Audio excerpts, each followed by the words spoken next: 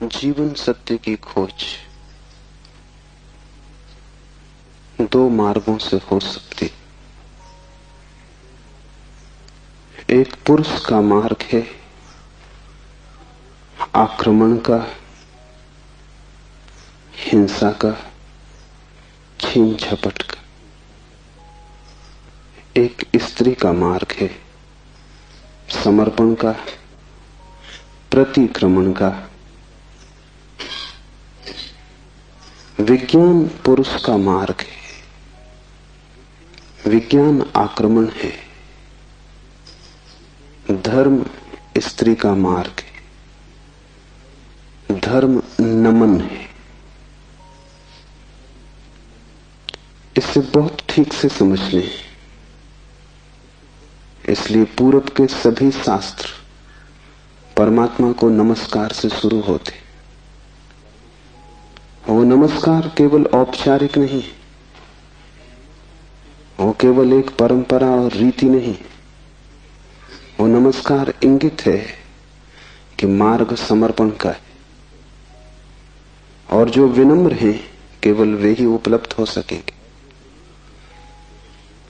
और जो आक्रामक हैं, अहंकार से भरे हैं, जो सत्य को भी छीन झपट करके पाना चाहते, जो सत्य के भी मालिक होने की आकांक्षा रखते, जो परमात्मा के द्वार पर एक सैनिक की भांति पहुंचे हैं विजय करने, वे हार जाएंगे।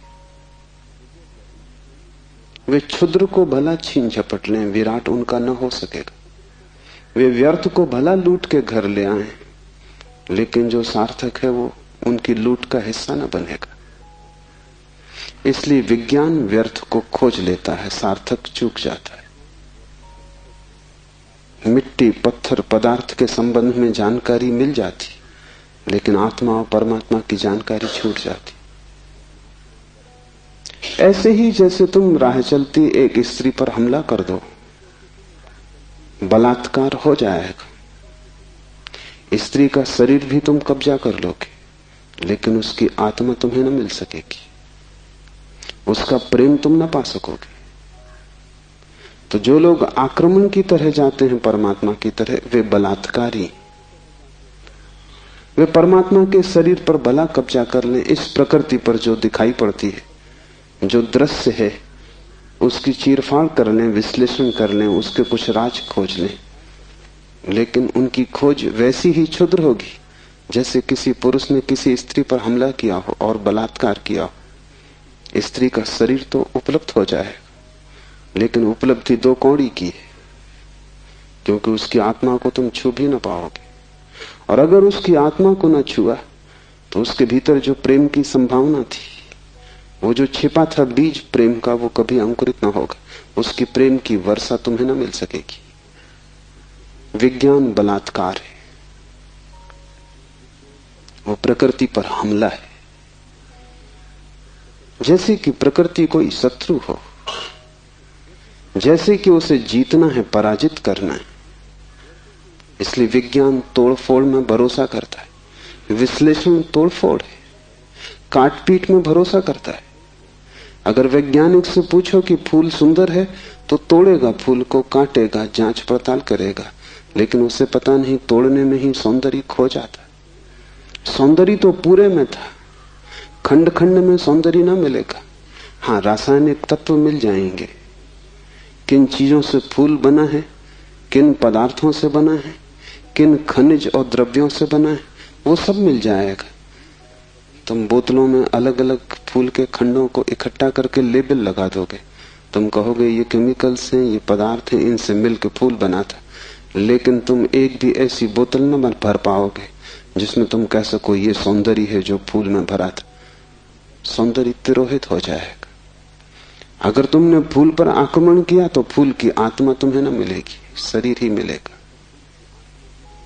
विज्ञान इसलिए आत्मा में भरोसा नहीं करता। भरोसा करे भी कैसे? इतनी चेष्टा के बाद भी आत्मा की कोई झलक नहीं मिलती। झलक मिलेगी ही नहीं, इसलिए नहीं कि आत्मा नहीं है, बल्कि तुमने जो ढंग चुना है वो आत्मा को पाने का ढंग नहीं। तुम जिस द्वार से प्रवेश किए हो वो क्षुद्र को पाने का द्वार है।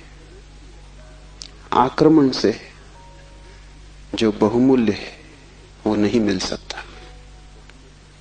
जीवन का रहस्य तुम्हें मिल सकेगा अगर नमन के द्वार से तुम गए, अगर तुम झुके, तुमने प्रार्थना की, तो तुम प्रेम के केंद्र तक पहुंच पाओगे। परमात्मा को रिझाना करीब करीब एक स्त्री को रिझाने जैसा है।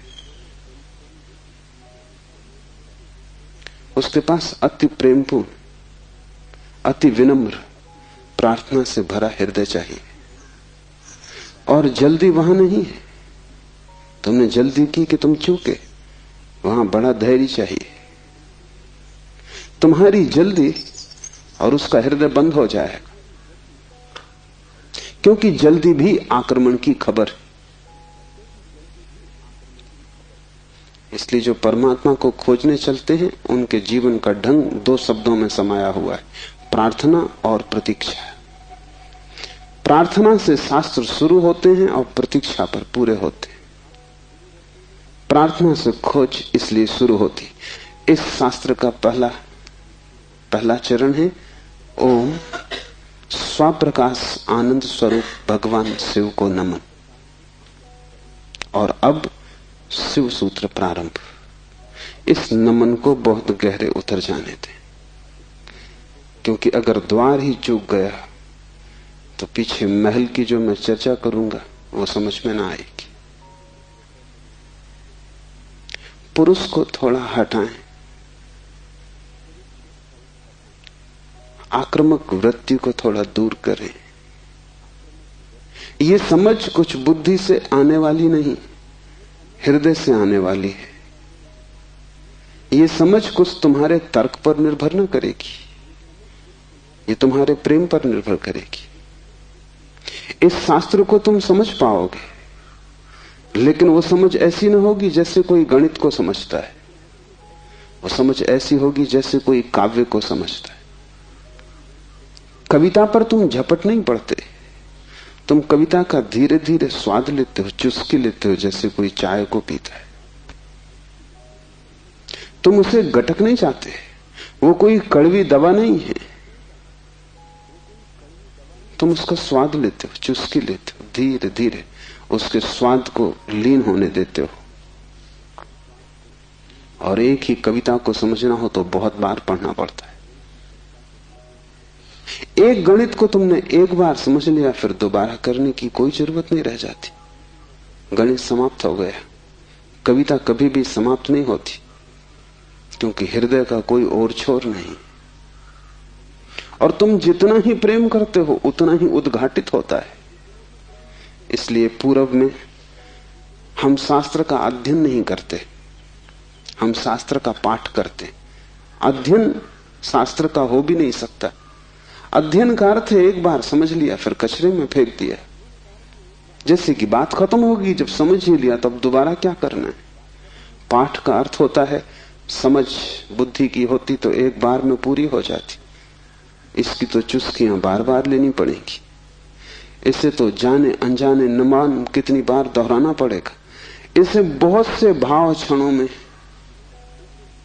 बहुत सी मनोदशाओं में, कभी सुबह जब सूरज उगता है तब, कभी रात जब सब अंधकार हो जाता है तब, कभी मन जब प्रफुल्लित होता है तब, और कभी मन जब उदासी से भरा होता है तब, विभिन्न चित्त की दशाओं में, विभिन्न मनोक्षणों में इसमें उतरना होगा। तब इसके सभी पहलू धीरे धीरे प्रकट होंगे। फिर भी तुम इसे चुकता न कर पाओगे। कोई शास्त्र कभी चुकता नहीं। जितना ही तुम पाओगे कि खोज लिया, उतना ही तुम पाओगे खोज के लिए और भी ज्यादा बाकी रह गया। जितने तुम गहरे उतरोगे पाओगे गहराई बढ़ती चली जाती है। शास्त्र को कभी पाठ ही चुका नहीं पाता। पाठ का मतलब ही यही है कि बार बार, बहुत बार। पश्चिम इस बात को समझ भी नहीं पाता। उनकी पकड़ के बाहर है कि लोग गीता को हजारों साल से क्यों पढ़ रहे हैं, और एक ही आदमी रोज सुबह उठ के गीता पढ़ लेता है। पागल हो गया है। उनको ख्याल में नहीं कि पाठ की प्रक्रिया हृदय में उतारने की प्रक्रिया है। उसका समझ से बहुत वास्ता नहीं है, स्वाद से वास्ता है। तर्क और गणित और हिसाब से उसका कोई भी संबंध नहीं है। उसका संबंध तो अपने हृदय को और उसके बीच की जो दूरी है उसको मिटाने से धीरे धीरे हम इतने लीन हो जाएं उसमें कि पाठी और पाठ एक हो जाए। पता ही न चले कि कौन गीता है और कौन गीता का पाठी। ऐसे भाव से जो चले, ये स्त्री का भाव है, ये समर्पण की धारा है। इसे ख्याल में ले लेना। नमन से हम चलें तो शिव के सूत्र समझ में आ सकेंगे। उन्हें तुम अपने में उतरने देना और जल्दी निर्णय की मत करना कि वे ठीक हैं कि गलत हैं, क्योंकि सूत्रों के संबंध में एक बात ख्याल रख लेना,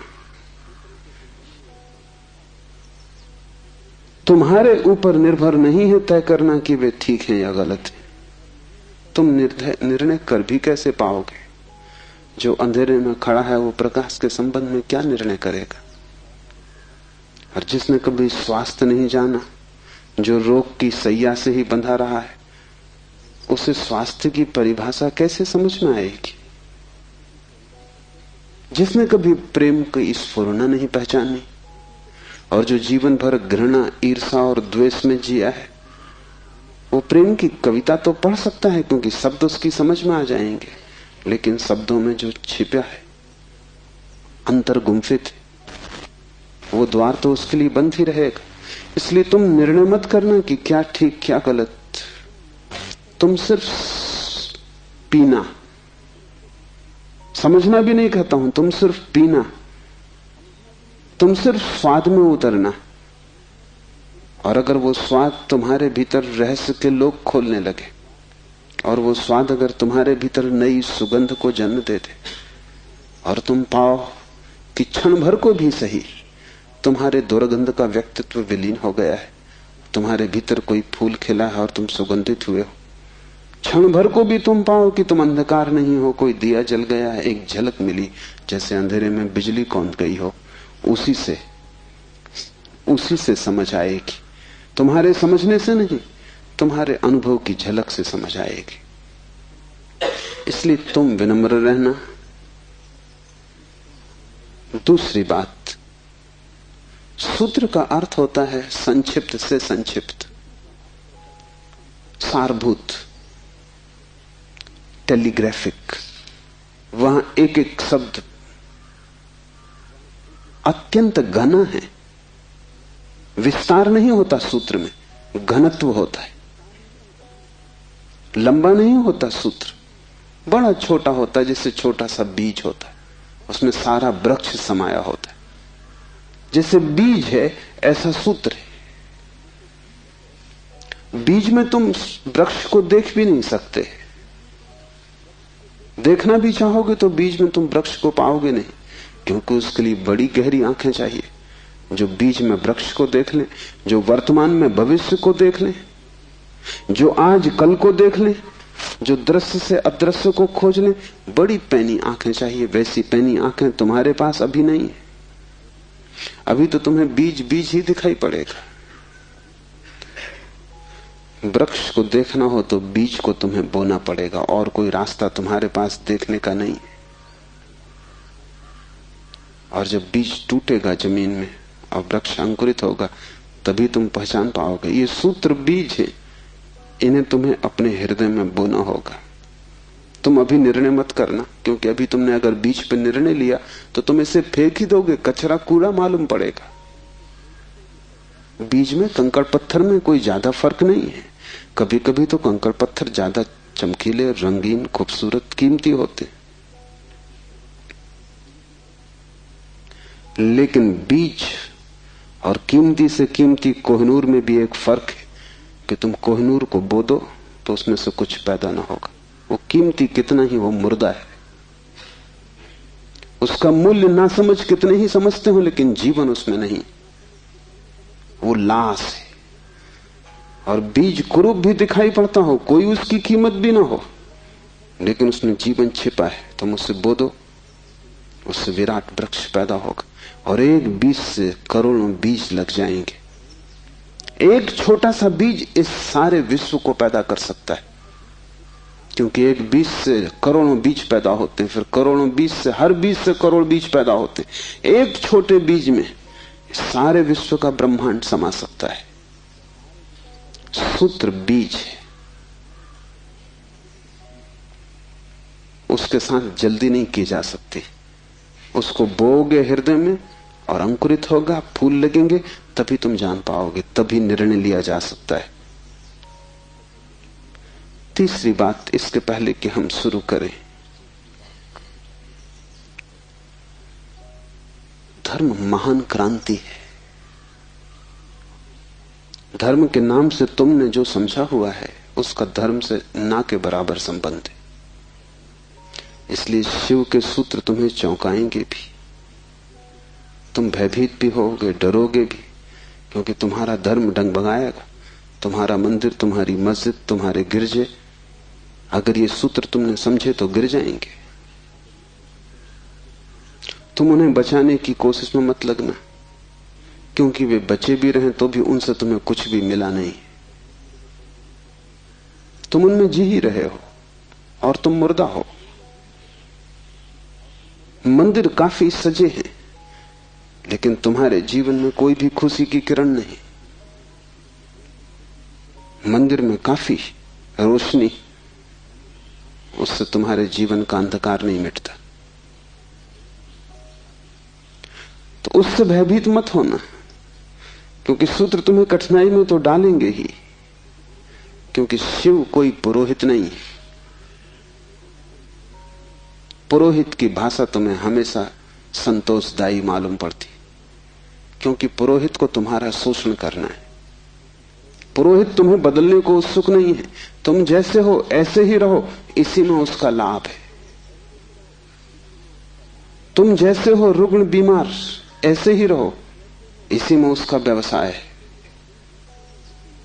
मैंने सुना है एक डॉक्टर ने अपने लड़के को पढ़ाया, पढ़ लिख के घर आया, पिता ने कभी छुट्टी भी ना ली थी, तो उसने कहा कि अब तू मेरी कारोबार को संभाल और मैं 3 महीने विश्राम कर लूं। जीवन भर सिर्फ मैंने कमाया है, कभी विश्राम नहीं लिया। वो विश्व की यात्रा पर निकल गया। 3 महीने बाद लौटा तो उसने अपने लड़के से पूछा कि सब ठीक चल रहा है। उसके लड़के ने कहा कि बिल्कुल ठीक चल रहा है। आप हैरान होंगे कि जिन मरीजों को आप जीवन भर में ठीक न कर पाए, उनको मैंने 3 महीने में ठीक कर दिया। पिता ने सिर ठोक लिया। उसने कहा, मूढ़, वही हमारा व्यवसाय थे। क्या मैं उनको ठीक नहीं कर सकता था? तेरी पढ़ाई कहां से आती थी? उन्हीं पर आधार था, और भी बच्चे पढ़ लिख लेते, तूने सब खराब कर दिया। पुरोहित तुम जैसे हो रुग्ण बीमार, तुम्हें वैसा ही चाहता है, उस पर ही उसका व्यवसाय है। शिव कोई पुरोहित नहीं है, शिव तीर्थंकर है, शिव अवतार है, शिव क्रांति दृष्टा है,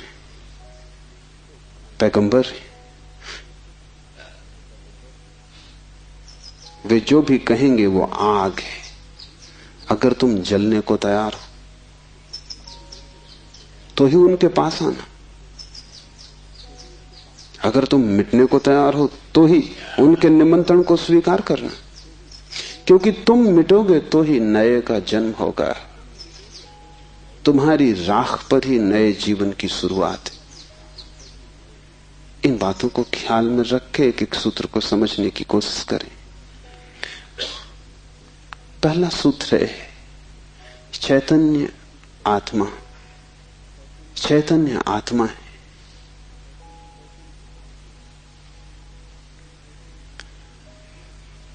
चैतन्य हम सभी हैं, लेकिन आत्मा का हमें कोई पता नहीं चलता। अगर चैतन्य ही आत्मा है तो हम सभी को पता चल जाना चाहिए। हम सब चैतन्य हैं,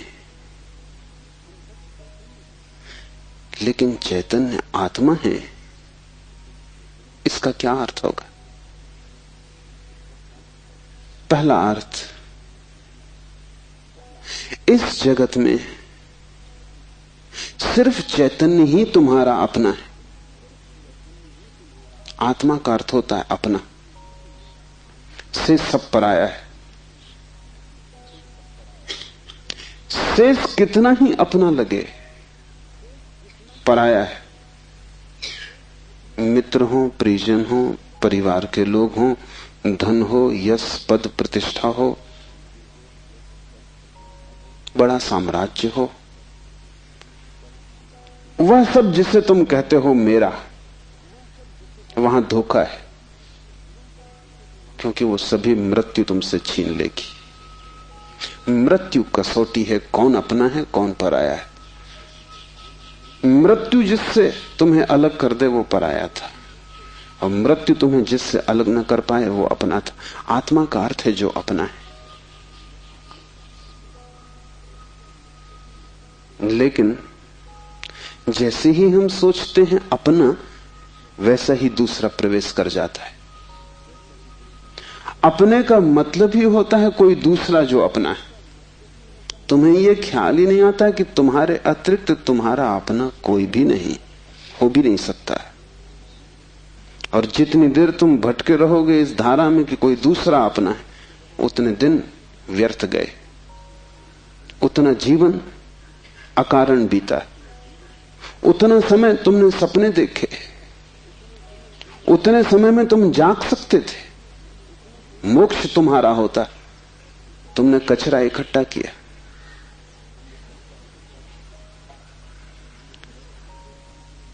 सिर्फ तुम ही तुम्हारे हो, यह पहला सूत्र। मेरे अतिरिक्त मेरा कोई भी नहीं। ये बड़ा क्रांतिकारी सूत्र है, बड़ा समाज विरोधी,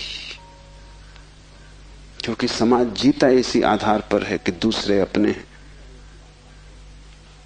जाति के लोग अपने हैं, देश के लोग अपने हैं। मेरा देश, मेरी जाति, मेरा धर्म, मेरा परिवार, मेरे का सारा खेल।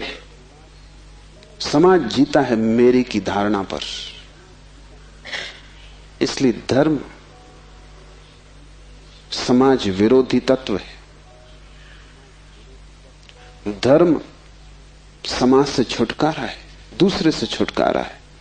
और धर्म कहता है कि तुम्हारे अतिरिक्त तुम्हारा और कोई भी नहीं।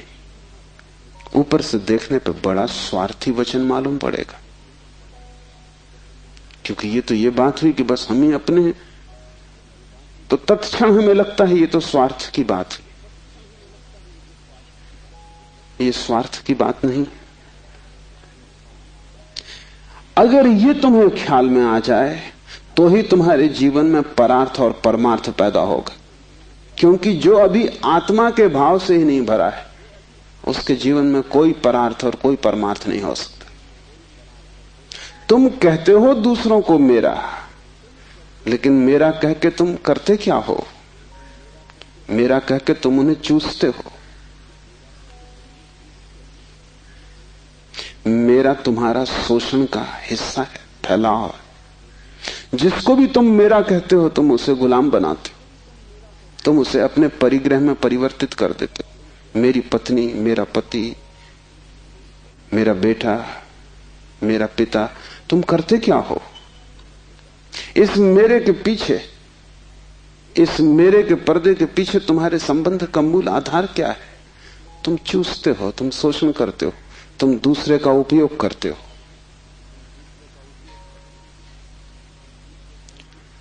इस दूसरे के उपयोग को तुम सोचते हो परार्थ, तो तुम भ्रांति में हो।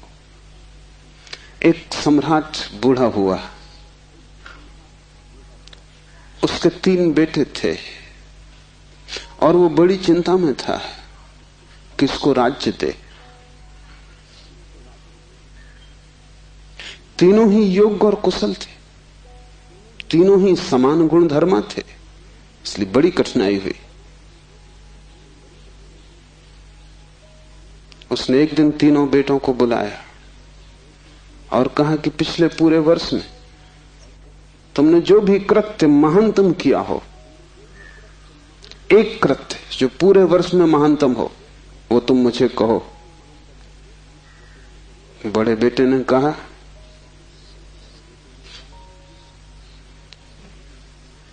कि गांव का जो सबसे बड़ा धनपति है वो तीर्थ यात्रा पर जा रहा था। उसने करोड़ों रुपए के हीरे जवाहरात बिना गिने, बिना किसी हिसाब किताब के, बिना किसी दस्तखत लिए मेरे पास रख दिए और कहा कि जब मैं लौट आऊंगा तीर्थ यात्रा से मुझे वापस लौटा देना।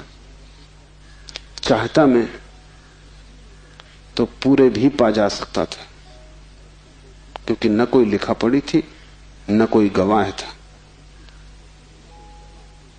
इतना भी न करता तो थोड़े बहुत बहुमूल्य हीरे में बचा लेता तो कोई कठिनाई न थी, क्योंकि उस आदमी ने ना तो गिने थे और ना कोई संख्या रखी थी। लेकिन मैंने सब जैसी की जैसी थैली वापस लौटा दी। पिता ने कहा तुमने भला किया, लेकिन मैं तुमसे पूछता हूं कि अगर तुमने कुछ रख लिए होते तो तुम्हें पश्चाताप, गिलानी, अपराध का भाव पकड़ता या नहीं? उस बेटे ने कहा निश्चित पकड़ता। तो बाप ने कहा इसमें परोपकार कुछ भी ना हुआ, तुम सिर्फ अपने पश्चाताप, अपनी पीड़ा से बचने के लिए ये किए हो। इसमें परोपकार क्या हुआ? हीरे बचाते तो ग्लानि मन को पीड़ा देती, कांटे की तरह चुभती, उस कांटे से बचने के लिए तुमने हीरे वापस दिए। काम तुमने अच्छा किया, ठीक है, लेकिन परोपकार कुछ भी ना हुआ। उपकार तुमने अपना ही किया है। दूसरा बेटा थोड़ी चिंता में पड़ा और उसने कहा कि मैं राह के किनारे से गुजरता था और झील में सांझ के वक्त, जबकि वहां कोई भी न था, एक आदमी डूबने लगा। चाहता तो मैं अपने रास्ते चला जाता, सुना अनसुना कर देता, लेकिन मैंने तत्क्षण छलांग मारी, अपने जीवन को खतरे में डाला और उस आदमी को बाहर निकाला। बाप ने कहा तुमने ठीक किया, लेकिन अगर तुम चले जाते और ना निकालते तो क्या उस आदमी की मृत्यु सदा तुम्हारा पीछा न करती? तुम अनसुनी कर देते ऊपर से, लेकिन भीतर तो तुम सुन चुके थे उसकी चीत्कार आवाज कि बचाओ। क्या सदा सदा के लिए उसका प्रेत तुम्हारा पीछा न करता? उसी भय से तुमने छलांग लगाई, अपने जान को खतरे में डाला, लेकिन परोपकार तुमने कुछ किया हो इस भ्रांति में पड़ने का कोई कारण नहीं। तीसरे बेटे ने कहा कि मैं गुजरता था जंगल से और एक पहाड़ की कगार पर मैंने एक आदमी को सोया हुआ देखा, जो कि नींद में अगर एक भी करवट ले तो सदा के लिए समाप्त हो जाएगा, क्योंकि दूसरी तरफ महान खड्ड था। मैं उस आदमी के पास पहुंचा और जब मैंने देखा कि वो कौन है तो वो मेरा जानी दुश्मन था।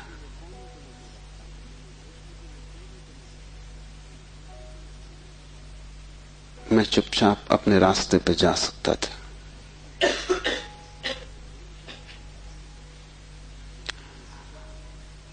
या अगर मैं अपने घोड़े पर सवार उसके पास से भी गुजरता तो मेरे बिना कुछ किए शायद सिर्फ मेरे गुजरने के कारण वो करवट लेता और खड्ड में गिर जाता।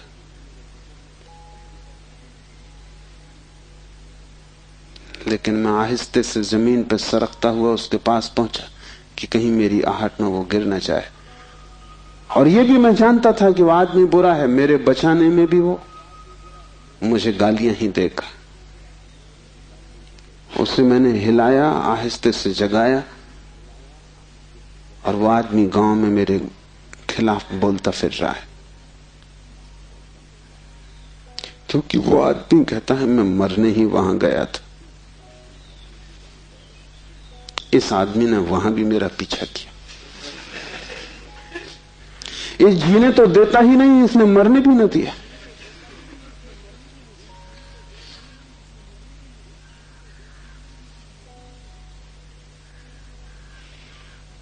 पिता ने कहा, तुम दोस्त से बेहतर हो, लेकिन परोपकार ये भी नहीं। क्यों? क्योंकि तुम अहंकार से फूले नहीं समा रहे हो कि तुमने कुछ बड़ा कार्य कर दिया। बोलते हो तो तुम्हारी आंखों की चमक और हो जाती, कहते हो तो तुम्हारा सीना फूल जाता है।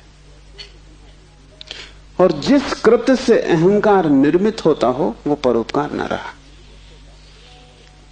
बड़े सूक्ष्म मार्ग से तुमने अपने अहंकार को उससे भर लिया। तुम सोच रहे हो तुम बड़े धार्मिक हो, परोपकारी हो, तुम इन दो से बेहतर हो। लेकिन मुझे राज्य के मालिक के लिए किसी तीसरे की ही तलाश, चौथे की ही तलाश करनी पड़ेगी। जब तुम परोपकार करते हो तब तुम कर नहीं सकते, क्योंकि जिसे अपना ही पता नहीं है वो परोपकार करेगा कैसे? तुम चाहे सोचते हो कि तुम कर रहे हो गरीब की सेवा, अस्पताल में बीमार के पैर दबा रहे हो, लेकिन अगर तुम गौर से खोजोगे तो तुम कहीं ना कहीं अपने अहंकार को ही भरता हुआ पाओगे। और अगर तुम्हारा अहंकार ही सेवा से भरता है तो सेवा भी शोषण है। आत्मज्ञान के पहले कोई व्यक्ति परोपकारी नहीं हो सकता, क्योंकि स्वयं को जाने बिना इतनी बड़ी क्रांति हो ही नहीं सकती। मैंने सुना है कि मुल्ला नसरुद्दीन की पत्नी उससे झगड़ रही और कह रही थी कि मामला क्या है, एक दफा साफ हो जाना चाहिए। तुम मेरे सभी रिश्तेदारों को नफरत और घृणा क्यों करते हो? नसरुद्दीन ने कहा, यह बात गलत है, यह बात तथ्यगत भी नहीं है, और मैं इसका प्रमाण है मेरे पास। और प्रमाण यह है कि मैं तुम्हारी सास को अपनी सास से ज्यादा चाहता हूं। अहंकार ऐसे रास्ते खोजता, ऊपर से दिखता है कि तुम परोपकार कर रहे हो, लेकिन भीतर तुम ही खड़े होते हो। और जितनी सूक्ष्म हो जाती है यात्रा, उतनी ही पकड़ के बाहर हो जाती। दूसरे तो पकड़ ही नहीं पाते, तुम भी नहीं पकड़ पाते हो। दूसरे तो धोखे में पड़ते ही हैं, तुम भी अपने दिए धोखे में घूम जाते हो, भटक जाते हो। हम सभी ने अपनी अपनी भूल भुलैया बना ली। उसमें हमने दूसरों को धोखा देने के लिए ही शुरू किया था सारा उपाय, आयोजन। ये हमने कभी सोचा न था कि अपनी बनाई भूल भुलैया में हम खुद ही खो जाएंगे, लेकिन हम खो गए। पहली बात स्मरण रखो, तुम्हारे अतिरिक्त तुम्हारा कोई भी नहीं है। जैसे ही यह स्मरण सघन होता है कि चैतन्य ही आत्मा है, बस चैतन्य ही मैं हूं, और सब पर है, पराया है, विजाती है, वैसे ही तुम्हारे जीवन में क्रांति की पहली किरण प्रविष्ट हो जाती। वैसे ही तुम्हारे और समाज के बीच एक दरार पड़ जाती। वैसे ही तुम्हारे और तुम्हारे संबंधों के बीच एक दरार पड़ जाती। लेकिन आदमी अपनी तरफ देखना नहीं चाहता। देखना कठिन भी है, क्योंकि देखने के पहले जिस प्रक्रिया से गुजरना पड़ता है वो बहुत संघातक है। एक मारवाड़ी व्यापारी एक फिल्म अभिनेत्री के प्रेम में पड़ गया।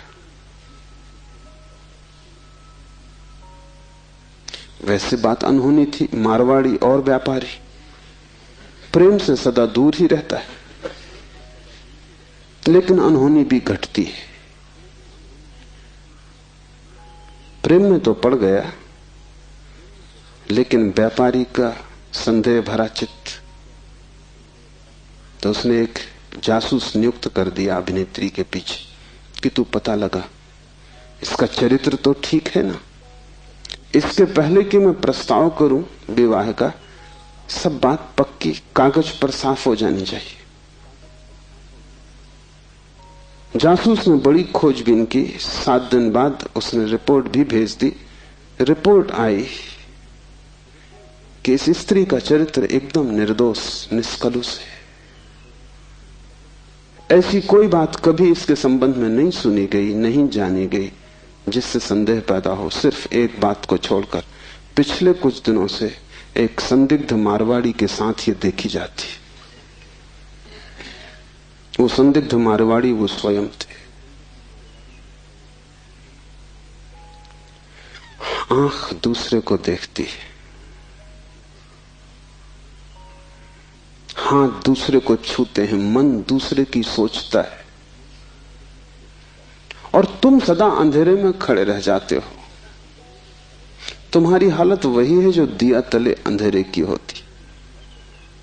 उस दिए की रोशनी सब पे पड़ती, सिर्फ तुम्हें छोड़ देती। इसलिए तुम भटकते हो उस रोशनी में, सब तरफ सब दिशाओं में यात्रा करते हो, और एक अपरिचित रह जाता है और वही तुम हो। यह पहला सूत्र है चैतन्य आत्मा। इस सूत्र को गहरे बीज की तरह अपने हृदय में उतर जाने दो। व्यर्थ है सारे जगत की यात्रा अगर तुम अपने से अपरिचित रह गए। अगर स्वयं को न जान पाए और सब भी जान लिया तो वो सारा ज्ञान भी इकट्ठे जोड़ में अज्ञान सिद्ध होगा।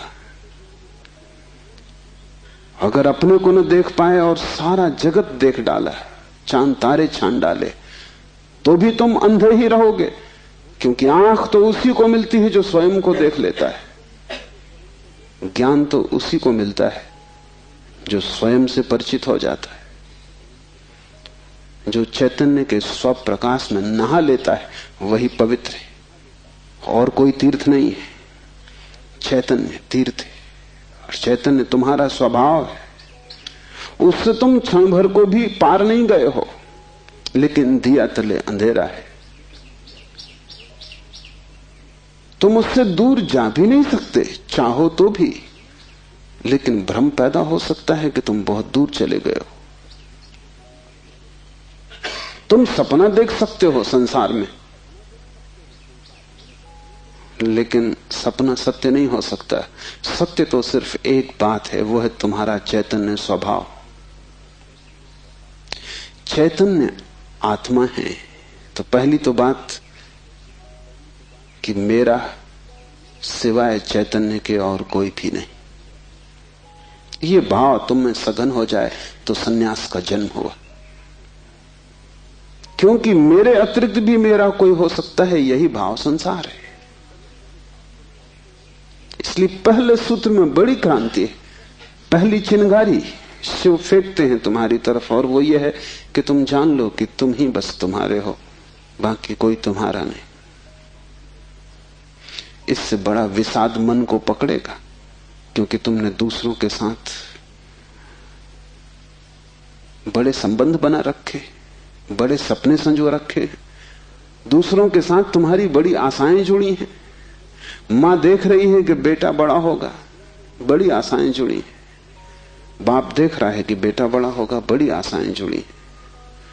और इन सारी आशाओं में तुम अपने को खो रहे हो। यही तुम्हारे पिता भी इन्हीं आशाओं को कर करके समाप्त हुए तुम्हारे लिए। तुमसे क्या उन्हें मिला? यही आशाएं कर करके तुम समाप्त हो जाओगे। तुम्हारे बेटे से तुम्हें कुछ मिलेगा ना, और तुम्हारा बेटा भी यही मूर्खता जारी रखेगा, वो अपने बेटों से आशाएं करेगा। नहीं, अपनी तरफ देखो, न तो पीछे न आगे, कोई भी तुम्हारा नहीं है। कोई बेटा तुम्हें नहीं भर सकेगा, कोई संबंध तुम्हारी आत्मा नहीं बन सकता। तुम्हारे अतिरिक्त तुम्हारा कोई मित्र नहीं, लेकिन तब बड़ा डर लगता है, क्योंकि लगता है कि तुम अकेले हो गए। और आदमी इतना भयभीत है कि गली से गुजरता है अकेले में तो भी जोर से गीत गाने लगता है, अपनी ही आवाज सुन के लगता है कि अकेला नहीं। ये तुम अपनी ही आवाज सुन रहे हो। बाप जब बेटे में अपने सपने रचा रहा है तो बेटे की कोई सहमति नहीं है। ये बाप खुद ही अकेले में सीटी बजा रहा है। इसलिए दुखी होगा कल, क्योंकि इसने जिंदगी भर सपने रचाए और ये सोचता है कि बेटा भी यही सपने देख रहा है। ये गलती में, बेटा अपने सपने देखेगा, तुम अपने सपने देख रहे हो, तुम्हारे बाप ने अपने सपने देखे थे, ये कहीं मिलते नहीं। हर बाप दुखी मरता है। क्या कारण होगा?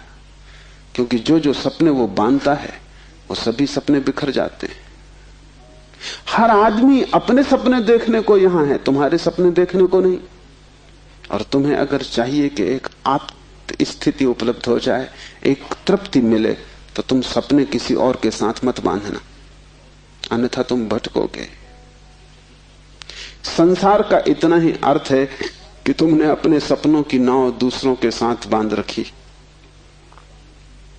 संन्यास का अर्थ है कि तुम जाग गए और तुमने एक बात स्वीकार कर ली, कितनी ही कष्टकर हो, कितनी ही दुखपूर्ण मालूम पड़े प्रथम, और कितना ही संघातक पीड़ा अनुभव हो, कि तुम अकेले हो। सब संग साथ झूठा है। इसका यह अर्थ नहीं कि तुम भाग जाओ हिमालय, क्योंकि जो हिमालय की तरफ भाग रहा है उसे अभी संग साथ सार्थक है, झूठा नहीं हुआ। क्योंकि जो चीज झूठ हो गई उससे भागने में भी कोई सार्थकता नहीं। कोई भी सुबह जाग के भागता तो नहीं कि सपना झूठा है, भागूं इस घर से। सपना झूठा हो गया, बात खत्म हो गई, उसमें भागना क्या है। लेकिन एक आदमी है जो भाग रहा है पत्नी से, बच्चों से, इसका भागना बताता है। इसने सुन लिया होगा कि सपना झूठा है, लेकिन अभी इसे खुद पता नहीं चला। कल तक ये पत्नी की तरफ भागता था, पत्नी की तरफ पीठ करके भागता है, लेकिन दोनों ही अर्थों में पत्नी सार्थक थी।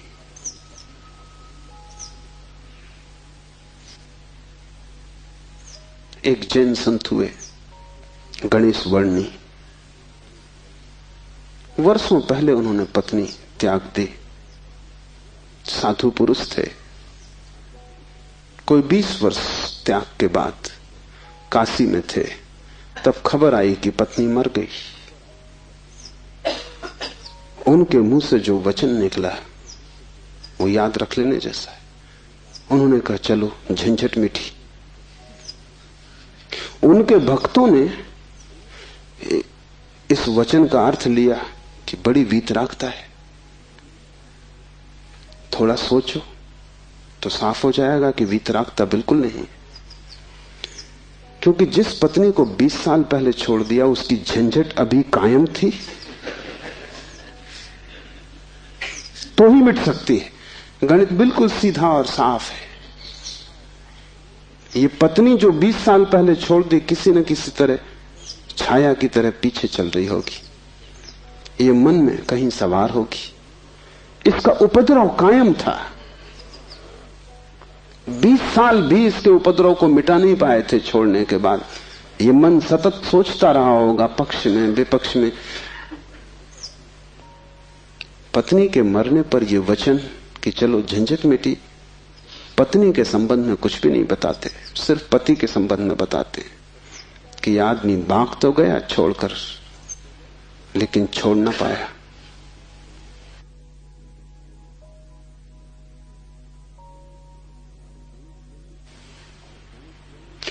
और गणेश वर्णी साधु पुरुष थे, इसलिए थोड़ा सोच लेना, साधु पुरुष भी बड़ी भ्रांति में रह सकते।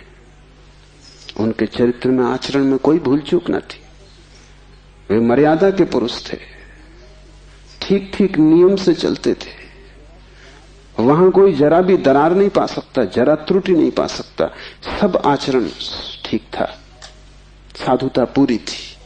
फिर भी भीतर कोई बात चूक गई। हिमालय पहुंच गए, झंझट सांस चली गई। फिर दूसरी बात भी समझ लेने जैसी है, और वो ये कि अगर पत्नी के मरने पर पहला ख्याल ही आया कि झंझट मिटी, तो कहीं जाने अनजाने अचेतन में पत्नी की मृत्यु की आकांक्षा भी छिपी रही होगी। वो जरा गहरा किसी तल पर पत्नी मिट जाए, न हो, समाप्त हो जाए, ये तो हिंसा हो गई। लेकिन एक एक वचन भी अकारण नहीं आता, आसमान से नहीं आता, एक एक वचन भी भीतर से आता। और ऐसे क्षणों में जबकि पत्नी मर गई इसकी खबर आई हो, तुम ठीक ठीक अपने रोजमर्रा के व्यवसायी होश में नहीं होते हो, तब तुमसे जो बात निकलती है वो ज्यादा सही होती। घंटे भर बाद तुम्हें मौका मिल जाएगा, तुम खुद ही सोच समझ के लीप पोता कर लोगे, तुम फिर जो कहोगे वो बात झूठी हो जाएगी। लेकिन तत्क्षण उस क्षण में वर्णी चूक गए। वो जो 20 साल से उन्होंने चारों तरफ साधुता का व्यवस्था कर रखी थी, उस क्षण में भूल गए। जब वर्णी को ऐसा घट सकता है तो तुम्हें तो सहज ही घट सकता है। भागने से कुछ भी ना होगा, भागकर कोई भी कभी भाग नहीं पाया। लेकिन भक्त इसको न देख पाएंगे। उन्होंने तो वर्णी की कथा में इसको बड़े बहुमूल्य वचन की तरह संग्रहित किया है, ये सोच के कि देखो आदमी कैसा वितराग है। तुम्हें पता भी नहीं हो सकता कि वितरागता क्या है। तुम राग में जीते हो, तुम्हें विराग समझ में आता है, तुमसे जो विपरीत है वो समझ में आता है। तुम जानते हो कि तुम पत्नी को छोड़ के नहीं जा सकते, और ये आदमी छोड़ के चला गया, ये आदमी तुमसे बड़ा है। ये तुमसे विपरीत है, लेकिन तुमसे भिन्न नहीं। तुम पैर के बल खड़े हो, ये आदमी सिर के बल खड़ा है, लेकिन तुम्हारे मन में और इसके मन में रत्ती भर भी फर्क नहीं। खोज के देखो, तुम सभी सोचते हो कि पत्नी झंझट। तुम एक आध ऐसा पति पा सकते हो जो कहे पत्नी झंझट नहीं। पत्नी के सामने मत पूछना, एकांत में, अकेले में। मुल्ला नसरुद्दीन ने मुझे कहा है कि मैं भी कभी सुखी था, लेकिन ये मुझे पता ही तब चला जब मैंने विवाह कर लिया, और तब फिर बहुत देर हो चुकी थी। मैं भी कभी सुखी था, ये पता मुझे तब चला जब मैंने विवाह कर लिया, लेकिन तब तक तो बहुत देर हो चुकी थी, सुख हाथ से जा चुका था।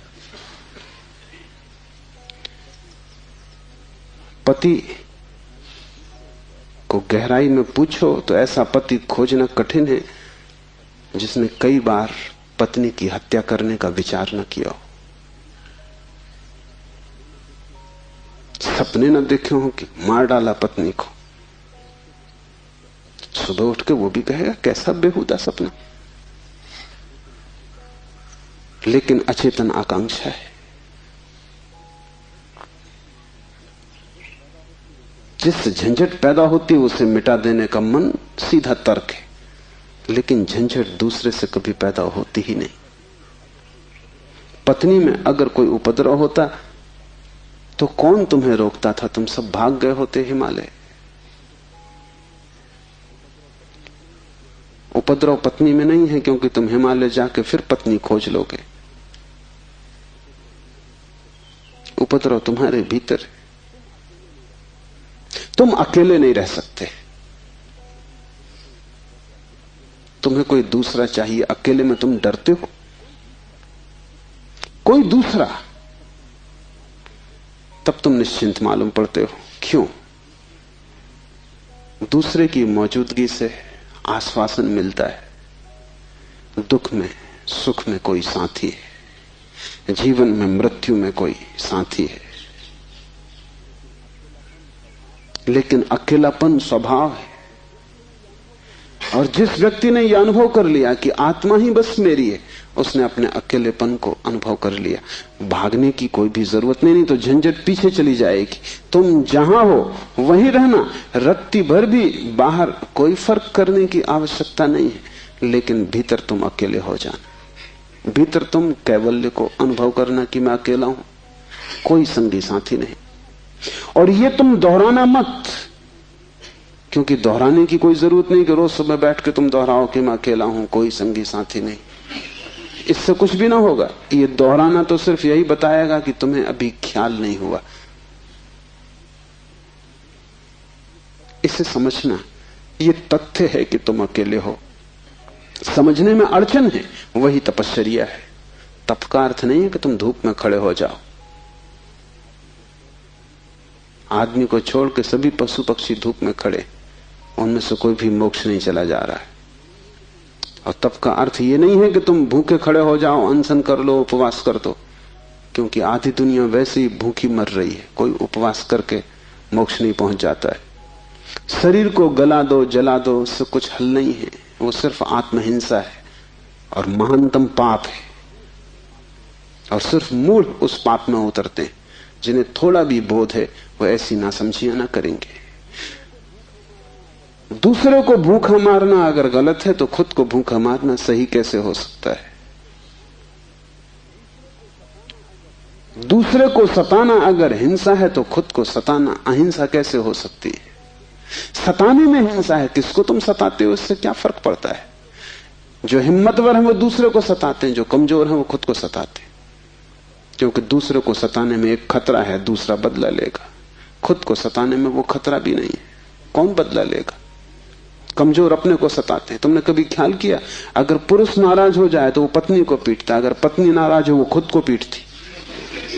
ये जो पत्नी है ये साधुओं का प्रतीक है। कमजोर अपने को पीट लेता, क्या करे? ताकतवर दूसरे को पीटता है, क्योंकि उसमें खतरा तो है ही कि दूसरा क्या करेगा कौन जाने।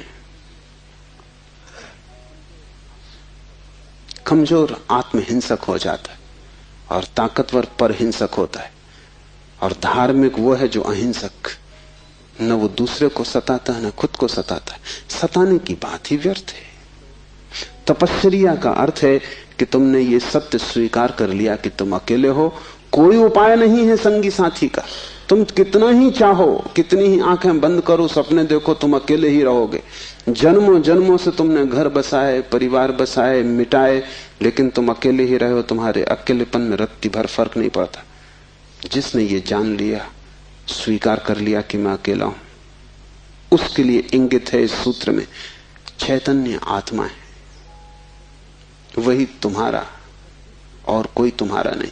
और दूसरी बात इस सूत्र में है, वो है चैतन्य। आत्मा कोई सिद्धांत नहीं है कि तुम शास्त्र में पढ़ो और मान लो। आत्मा कोई, जैसे गुरुत्वाकर्षण का सिद्धांत है, ऐसा कोई सिद्धांत नहीं है। आत्मा एक अनुभव है, सिद्धांत नहीं। और अनुभव है चैतन्य की तीव्रता का। इसलिए तुम जितने चैतन्य होते जाओगे उतनी ही तुम्हें आत्मा का पता चलेगा। तुम जितने बेहोश होते चले जाओगे उतना ही तुम्हें अपना पता नहीं चलेगा। और तुम करीब करीब बेहोश हो। जो आत्मा को जानना चाहता है उसे किसी दर्शन शास्त्र की जरूरत नहीं है, उसे चैतन्य को जगाने की प्रक्रिया चाहिए, उसे विधि चाहिए जिससे वो ज्यादा चेतन हो जाए। जैसे कि आग को तुम उकसाते हो, राख जम जाती, तुम उकसा देते हो, राख झड़ जाती, अंगारे झलकने लगते। ऐसी तुम्हें कोई प्रक्रिया चाहिए जिससे तुम्हारी राख झड़े और अंगारा चमके, क्योंकि उसी चमक में तुम पहचानोगे कि तुम चैतन्य हो। और जितने तुम चैतन्य हो उतने ही तुम आत्मवान हो। जिस दिन तुम पाओगे कि मैं परम चैतन्य हूं, उस दिन तुम परमात्मा हो। तुम्हारी चेतना की मात्रा ही तुम्हारी आत्मा की मात्रा होगी। लेकिन अभी तुम करीब करीब बेहोश हो, अभी करीब करीब तुम जैसे शराब पिए हो, अभी तुम चल रहे हो, उठ रहे हो, काम कर रहे हो, लेकिन जैसे नींद में। होश तुम्हें नहीं है। कभी तुमने ख्याल किया, किताब पढ़ते वक्त तुम पूरा पेज पढ़ जाते हो, तब तुम्हें ख्याल आता है, अरे मैं पूरा पेज पढ़ भी गया और एक शब्द याद नहीं। तुमने कैसे पढ़ा होगा पूरा पेज? तुम पढ़ सकते हो सोए सोए, मन कहीं और रहा होगा, तुम पढ़ गए, तब तुम्हें होश पता चला कि ये तो पूरा पेज व्यर्थ गया। तुम कई बार रास्ते से चलते हो, तुम पूरा रास्ता चल जाते हो, तब तुम्हें ख्याल आता है कि तुम चल रहे हो। तुम काम करते हो और तुम्हें पता नहीं चलता कि तुम कर रहे हो। तुम बेहोशी में जी रहे हो और चैतन्य आत्मा है, और तुम पूछते हो क्या आत्मा है? तुम चाहते हो कोई प्रमाण दे, तुम चाहते हो कोई सिद्ध करे, कोई तर्क से तुम्हें समझा दे तो तुम भी मान लो, नहीं तो तुम नास्तिक हो जाओगे। नास्तिकता बेहोशी का सहज परिणाम है, आस्तिकता होश का फल। जितना तुम्हारा होश बढ़ेगा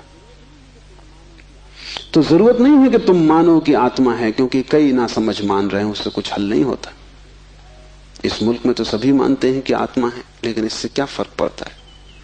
तुम्हारे जीवन में कोई क्रांति इससे आती नहीं। शायद तुम इसलिए मान लेते हो कि हजारों साल से दोहराया जा रहा है, सुनते सुनते तुम्हारे कान पक गए, सुनते सुनते तुम भूल ही गए हो कि संबंध में सोचना भी है। सुनते सुनते पुनरुक्ति से आदमी सम्मोहित हो जाता है। एक ही बात बार बार दोहराई चली जाए तो तुम भूल जाते हो कि वो संदिग्ध, संदेह किया जा सकता है, विचार किया जाता है।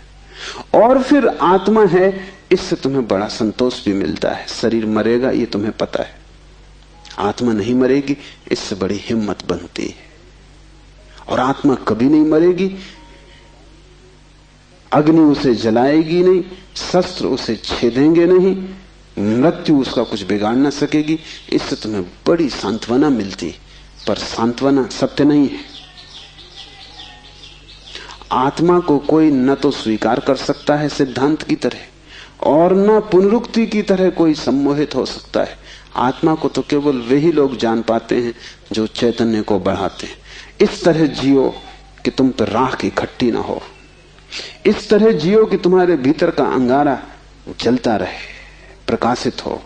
इस तरह जियो कि प्रति क्षण तुम होश में रहो, बेहोश नहीं।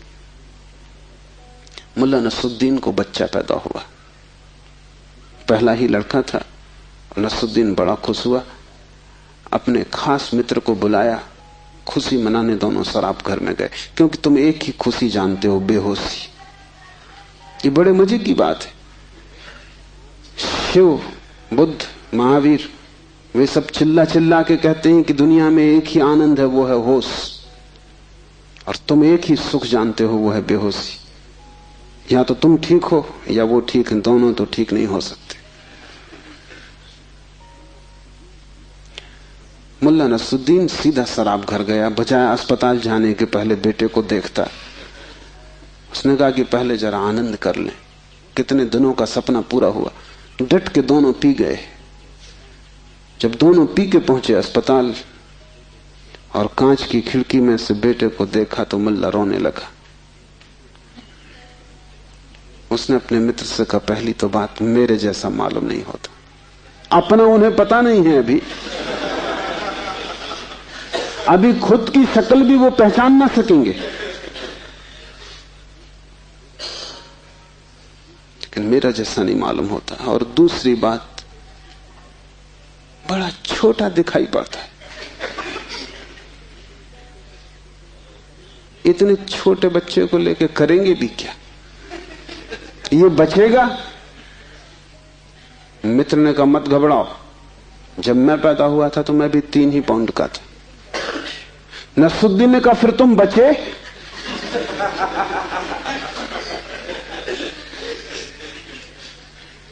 मित्र सोचने लगा, क्योंकि वो भी बेहोशी में था। उसने कहा, पक्का नहीं कह सकता।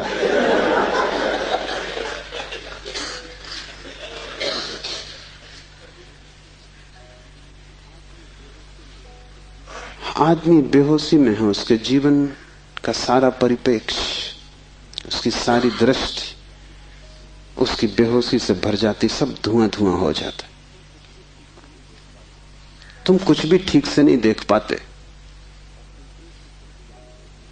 और तुम एक ही सुख जानते हो कि जब तुम अपने को भूल जाते हो, चाहे सिनेमा हो, चाहे संगीत हो, चाहे सेक्स हो, जहां भी तुम अपने को भूल जाते हो वहीं तुम कहते हो बड़ा सुख आए। भूलने को तुम सुख कहते हो, विस्मरण को? कारण है, क्योंकि जब भी तुम होश से भरते हो तुम सिवाय दुख के अपने जीवन में कुछ भी नहीं पाते। इसलिए जब भी तुम देखते हो जीवन को, जरा ही सजग हो के तुम पाते हो दुख दुख, कुरूपता चारों तरफ।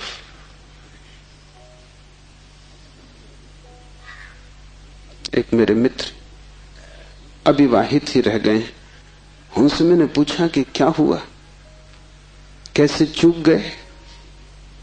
तो उन्होंने कहा कि बड़ी अड़चन आई। जिस स्त्री को मैं प्रेम करता था,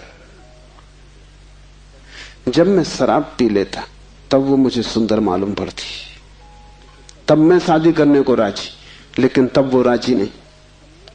और जब मैं होश में होता तब मैं राजी नहीं, तब वो राजी होती थी। इसलिए चूक गए, कोई उपाय ना हुआ, मेल ना हो सका। तुम जब भी आंख खोल कर देखोगे सब तरफ कुरूपता और दुख पाओगे। जब तुम बेहोश होते हो तब सब ठीक लगता है। इसलिए तुम्हें तकलीफ मालूम पड़ती, चैतन्य आत्मा असंभव। इसलिए दुख से गुजरना होगा। उसको ही तपश्चर्या कहा है। जब कोई व्यक्ति जागना शुरू करता है तो पहले तो उसे दुख में से ही गुजरना होगा, क्योंकि तुमने जन्मों जन्मों तक दुख अपने चारों तरफ निर्मित किए हैं। कौन उनसे गुजरेगा तुम अगर न गुजरे तो? इसको हमने कर्म कहा है। कर्म का कुल इतना ही अर्थ है कि जन्मों जन्मों तक हमने चारों तरफ दुख निर्मित किए, जाने अनजाने हमने दुख की फसल बोई है, काटेगा कौन?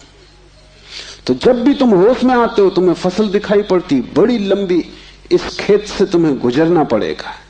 डर के मारे तुम वहीं बैठ जाते हो, फिर आंख बंद करके शराब पी लेते हो कि ये तो बहुत झंझट का काम है। लेकिन जितनी तुम शराब पीते हो उतनी ये फसल बढ़ती जाती।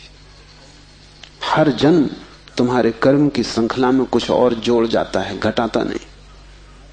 तुम और भी गर्त में उतर जाते हो, नरक और करीब आ जाता है। होश से भरोगे तो पहला तो घटना ये घटने ही वाली है कि तुम्हारे जीवन में चारों तरफ दुख दिखाई पड़ेगा, नरक, क्योंकि तुमने वो निर्मित किया है।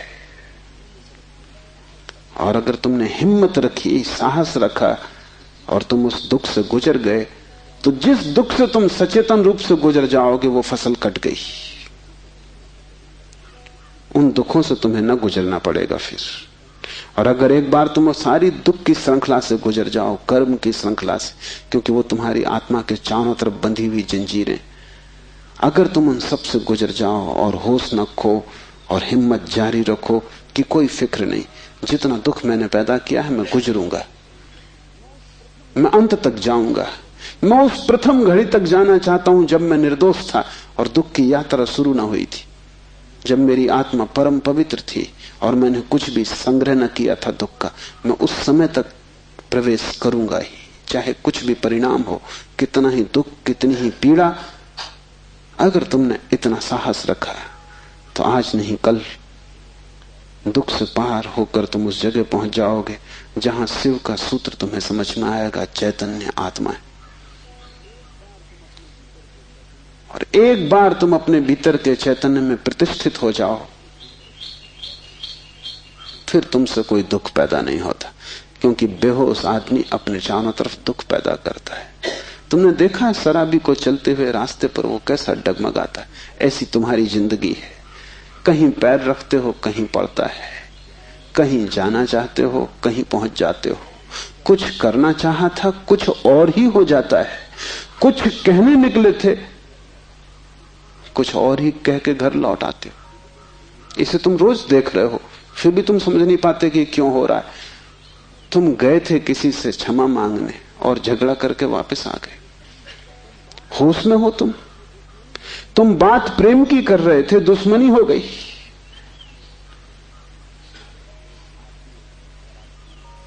एक आदमी शराब पिए आकाश की तरफ देखता हुआ चला जा रहा था। एक कार उसके पास से निकली, बामुश्किल ड्राइवर बचा पाया। गाड़ी रोक के ड्राइवर ने कहा, महानुभाव, अगर आप नहीं देखते वहां जहां आप जा रहे हैं तो फिर आप वहीं चले जाएंगे जहां आप देख रहे हैं।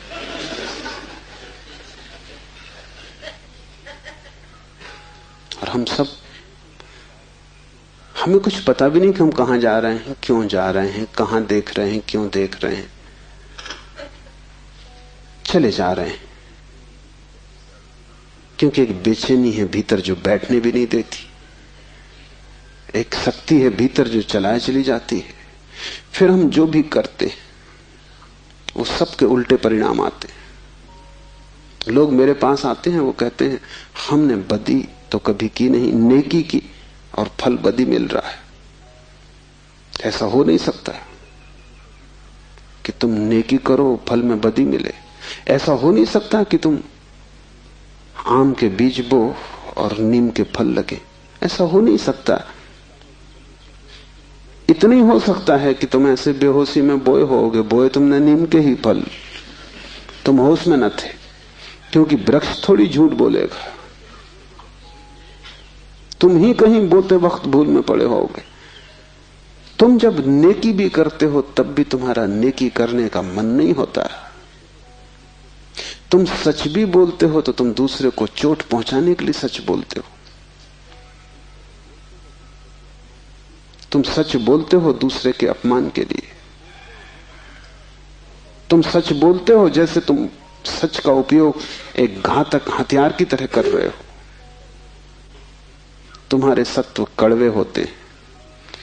सत्य के कड़वे होने की कोई भी जरूरत नहीं, लेकिन मजा तुम्हें कड़वेपन में है, सत्य में तुम्हें मजा भी नहीं है। तुम्हारा झूठ सदा मीठा होता है, तुम्हारा सत्य सदा कड़वा होता है। बात क्या है? क्या कड़वापन सत्य का स्वभाव है? क्या मिठास झूठ का हिस्सा है? नहीं। झूठ को तुम चलाना चाहते हो, तुम उसे मीठा बनाते हो, क्योंकि अगर वो मीठा ना होगा तो चलेगा नहीं। एक तो झूठ चलना मुश्किल, मिठास के सहारे ही चलेगा। जैसे कड़वी दवा की गोली पर हम मीठी परत चढ़ा देते,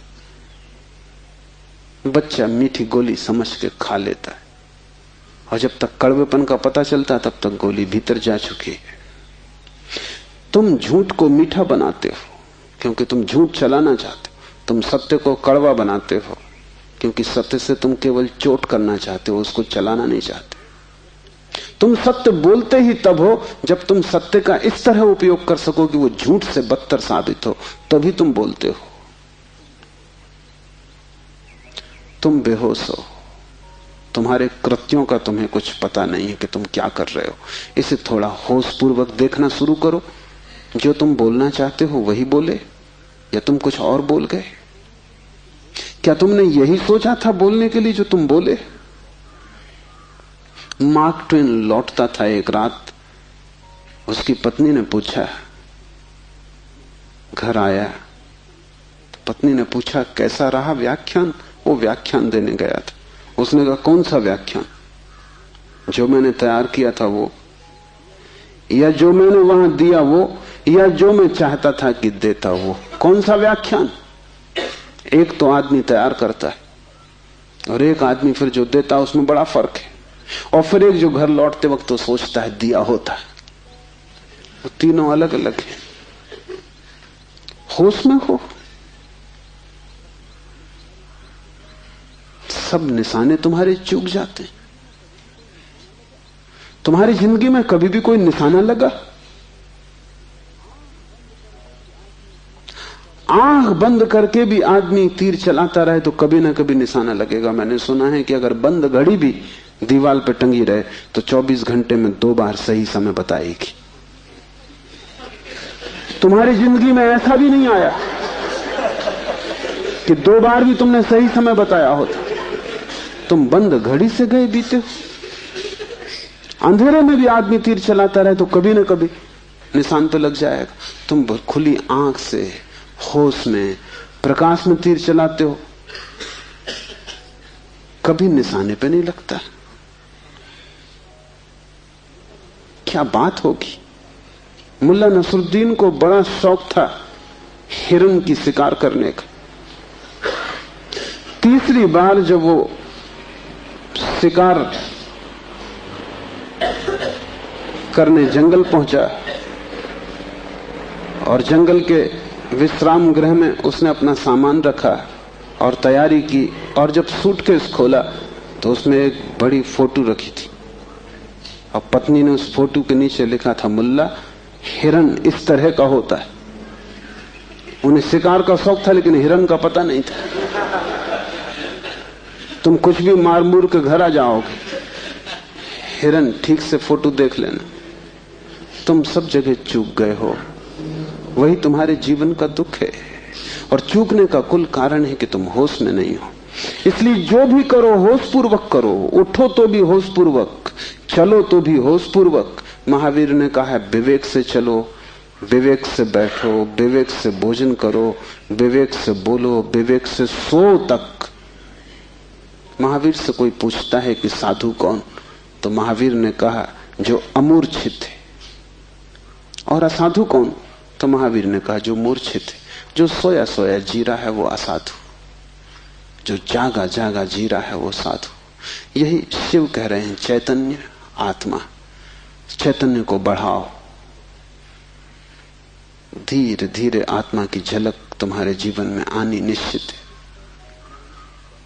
दूसरा सूत्र है ज्ञानम बंधा, ज्ञान बंध है।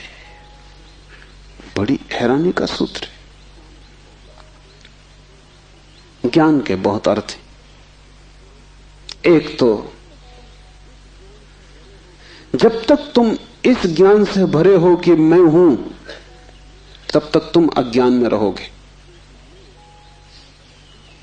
क्योंकि मैं अज्ञान है, अहंकार अज्ञान है। जिस दिन तुम आत्मा से भरोगे उस दिन हूंपन तो रहेगा, मैंपन नहीं रहेगा। मैं हूं, इसमें से मैं तो कट जाएगा, सिर्फ हूं रहेगा। इसे थोड़ा प्रयोग करके देखो। कभी किसी वृक्ष के नीचे शांत बैठकर खोजो कि तुम्हारे भीतर मैं कहां है। तुम कहीं भी ना पाओगे। हूं तो तुम सब जगह पाओगे, मैं तुम कहीं भी ना पाओगे। सब जगह तुम्हें अस्तित्व मिलेगा, लेकिन अस्तित्व के साथ अहंकार तुम्हें कहीं भी ना मिलेगा। अहंकार तुम्हारी निर्मिति है, वो तुम्हारा बनाया हुआ है, वो झूठा है, वो असत्य है, उससे ज्यादा अप्रामाणिक और कुछ भी नहीं। वो काम चलाऊ है, उसकी संसार में जरूरत है, लेकिन उसकी सत्य में कहीं भी कोई स्थान नहीं। तो एक तो मैं हूं, ये ज्ञान बंध का कारण है। मेरा बोध हूंपन का बोध नहीं। हूंपन का बोध तो शुद्ध है, उसमें कोई सीमा नहीं है। जब तुम कहते हो हूं, तो तुम्हारे हूं में और वृक्ष के हूं में कोई फर्क होगा? तुम्हारे हूं में और मेरे हूं में कोई फर्क होगा? जब तुम सिर्फ हो तो नदियां, पहाड़, वृक्ष सभी एक हो गए। जैसे ही मैंने कहा मैं, वैसे ही मैं अलग हुआ।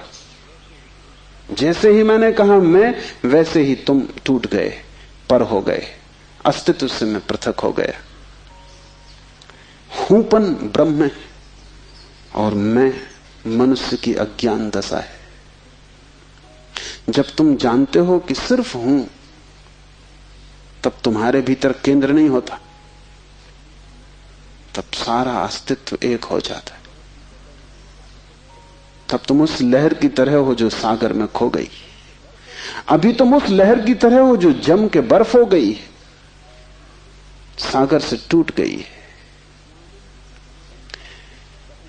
ज्ञानम बंधा, पहला तो ज्ञान बंध है, इस बात का ज्ञान कि मैं हूं।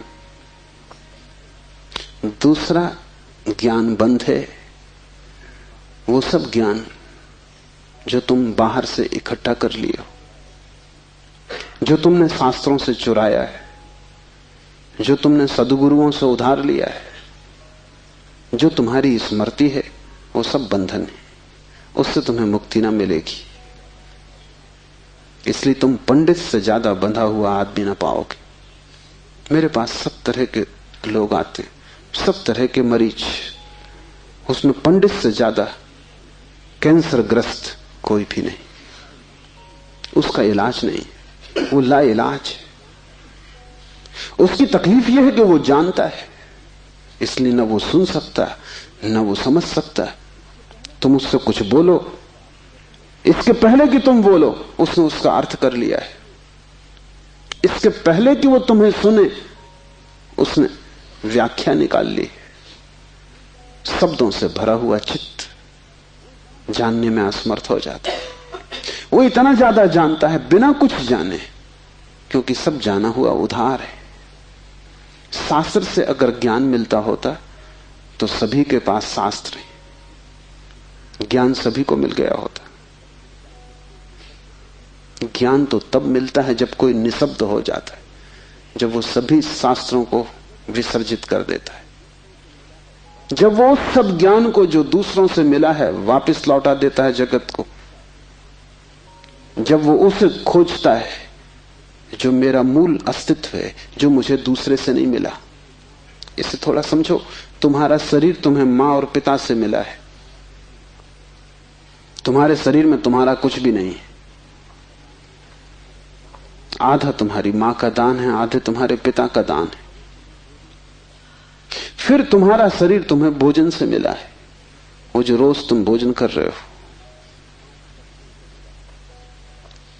5 तत्वों से मिला है, वायु है, अग्नि है, 5 तत्व हैं, उनसे तुम्हें मिला है।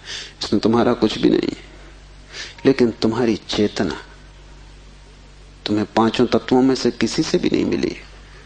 तुम्हारी चेतना तुम्हें मां और पिता से भी नहीं मिली। तुम जो जो जानते हो वो तुमने स्कूल विश्वविद्यालय से सीखा है, शास्त्रों से सुना है, गुरुओं से पाया है। वो तुम्हारे शरीर का हिस्सा है, तुम्हारी आत्मा का नहीं। तुम्हारी आत्मा तो वही है जो तुम्हें किसी से भी नहीं मिली। जब तक तुम उस शुद्ध तत्व को न खोज लोगे जो निपट तुम्हारा है, जो तुम्हें किसी से भी नहीं मिला है, न मां ने दिया, न पिता ने, न समाज ने, न गुरु ने, न शास्त्र ने, वही तुम्हारा स्वभाव है। ज्ञान बंद है क्योंकि वो तुम्हें इस स्वभाव तक न पहुंचने देगा। ज्ञान ने ही तुम्हें बांटा है। तुम कहते हो मैं हिंदू, तुमने कभी सोचा कि तुम हिंदू क्यों हो? तुम कहते हो मैं मुसलमान, तुमने कभी विचारा कि तुम मुसलमान क्यों हो? हिंदू और मुसलमान में फर्क क्या है? क्या उनका खून निकाल के कोई डॉक्टर परीक्षा करके बता सकता है कि हिंदू का खून है, ये मुसलमान का खून? क्या उनकी हड्डियां काट के कोई बता सकता है कि हड्डी मुसलमान से आती है कि हिंदू से आती है? कोई उपाय नहीं। शरीर की जांच से कुछ भी पता न चलेगा, क्योंकि दोनों के शरीर 5 तत्वों से बनते हैं। लेकिन अगर उनकी खोपड़ी की जांच करो तो पता चल जाएगा कि कौन हिंदू है, कौन मुसलमान है, क्योंकि दोनों के शास्त्र अलग, दोनों के सिद्धांत अलग, दोनों के शब्द अलग। शब्दों का भेद है तुम्हारे बीच। तुम हिंदू हो क्योंकि तुम्हें एक तरह का ज्ञान मिला जिसका नाम हिंदू, दूसरा जैन है क्योंकि उसे दूसरे तरह का ज्ञान मिला जिसका नाम जैन। तुम्हारे बीच जितने फासले हैं, दीवालें हैं, वो ज्ञान की दीवालें, और सब ज्ञान उधार। तुम एक मुसलमान बच्चे को हिंदू के घर में रख दो, वो हिंदू की तरह बड़ा होगा। वो ब्राह्मण की तरह जनेऊ धारण करेगा, वो उपनिषद और वेद के वचन उद्धृत करेगा। और तुम एक हिंदू के बच्चे को मुसलमान के घर रख दो, वो कुरान की आयत दोहराएगा।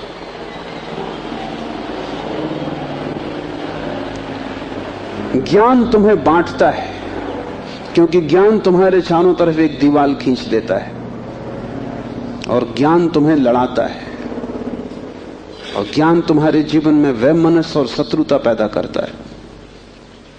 थोड़ी देर को सोचो, अगर तुम्हें कुछ भी ना सिखाया जाए कि तुम हिंदू हो या मुसलमान या जैन या पारसी, तो तुम क्या करोगे? तुम बड़े होगे एक मनुष्य की भांति। तुम्हारे बीच कोई दीवार ना होगी। दुनिया में कोई 300 धर्म है, 300 कारागृह, और हर आदमी पैदा होते से एक कारागृह या दूसरे कारागृह में डाल दिया जाता है। और पंडित पुरोहित बड़ी चेष्टा करते हैं कि बच्चे पे जल्दी से जल्दी कब्जा हो जाए। उसको वो धर्म शिक्षा कहते हैं। उससे ज्यादा अधर्म और कुछ भी नहीं है। वो उसको धर्म शिक्षा कहते हैं। 7 साल के पहले बच्चे को पकड़ लें, क्योंकि 7 साल का बच्चा अगर बड़ा हो गया तो फिर पकड़ना रोज रोज मुश्किल होता जाएगा। और बच्चे को अगर थोड़ा भी बोध आ गया तो फिर वो सवाल उठाने लगेगा, और सवालों का जवाब पंडितों के पास बिल्कुल नहीं है। पंडित सिर्फ मूढ़ों को तृप्त कर पाते हैं। जितनी कम बुद्धि का आदमी हो, पंडित से उतनी जल्दी तृप्त हो जाता है। वो एक प्रश्न पूछता, उत्तर मिल जाता है। तुम जाते हो पंडित से, पूछते हो संसार को किसने बनाया, वो कहता भगवान ने। तुम प्रसन्न घर लौटाते हो बिना पूछे कि भगवान को किसने बनाया।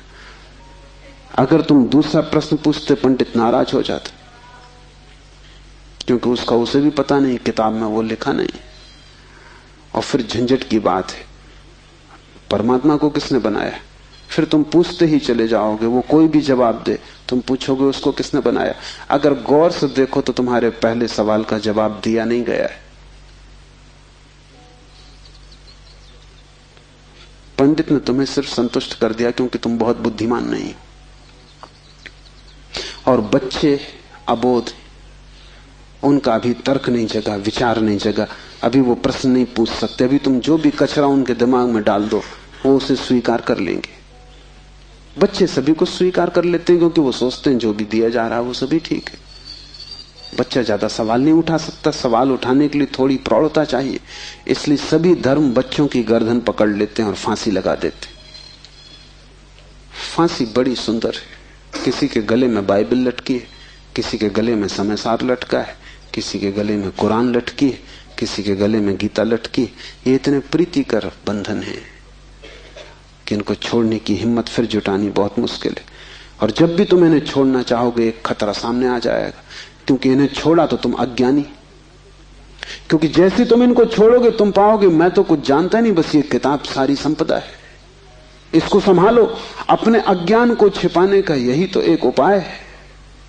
लेकिन अज्ञान छिपने से अगर मिटता होता तो बड़ी आसान बात हो गई होती। अज्ञान छिपने से बढ़ता है, जैसे कोई अपने घाव को छिपा ले, उससे कुछ मिटेगा नहीं। घाव और भीतर भीतर बढ़ेगा, मवाद पूरे शरीर में फैल जाएगी।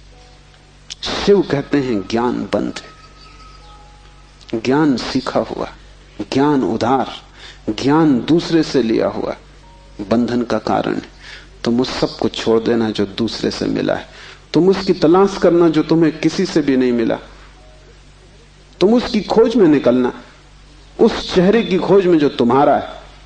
तुम्हारे भीतर छिपा हुआ एक झरना है चैतन्य का, जो तुम्हें किसी से भी नहीं मिला, जो तुम्हारा स्वभाव है, जो तुम्हारी निज संपदा है, निजत्व है, वही तुम्हारी आत्मा है। तीसरा सूत्र है योनि वर्ग और कला शरीर है। योनि से अर्थ है प्रकृति, इसलिए हम स्त्री को प्रकृति कहते हैं। स्त्री शरीर देती है, वो प्रकृति की प्रतीक है।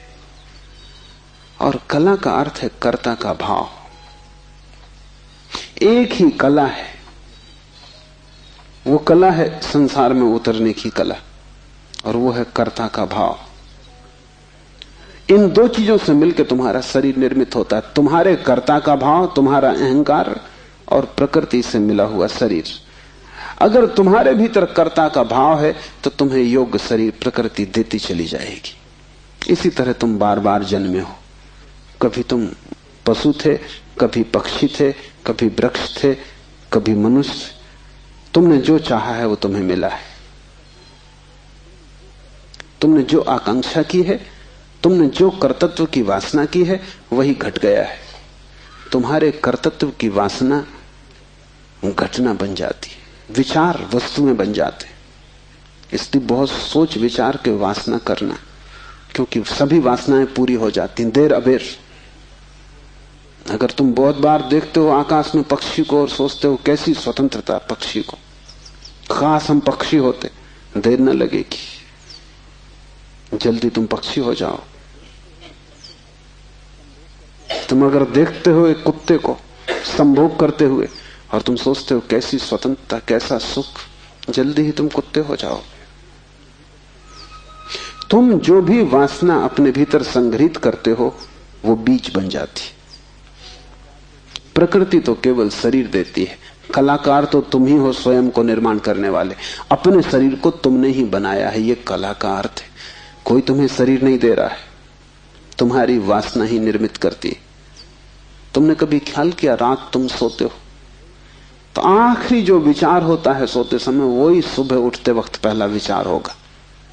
रात भर तुम सोए रहे, वो बीज की तरह विचार भीतर पड़ा रहा, जो अंतिम था वो सुबह प्रथम होगा।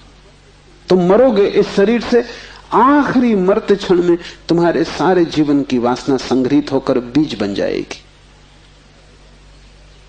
वही बीज नया गर्भ बन जाएगा।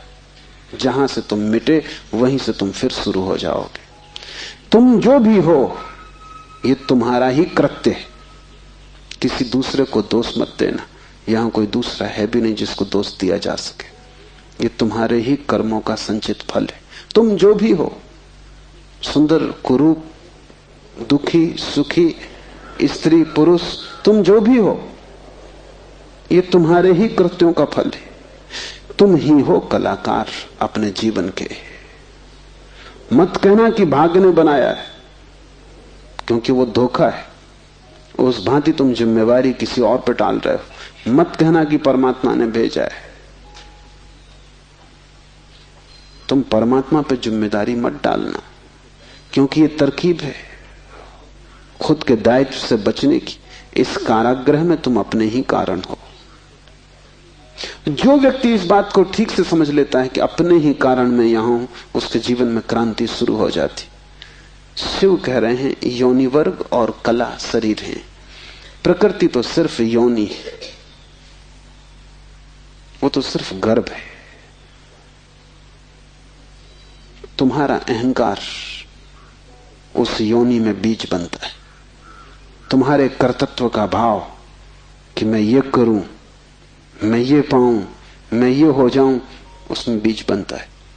और जहां भी तुम्हारे कर्तृत्व की कला और प्रकृति की योनि का मिलन होता है, शरीर निर्मित हो जाता है।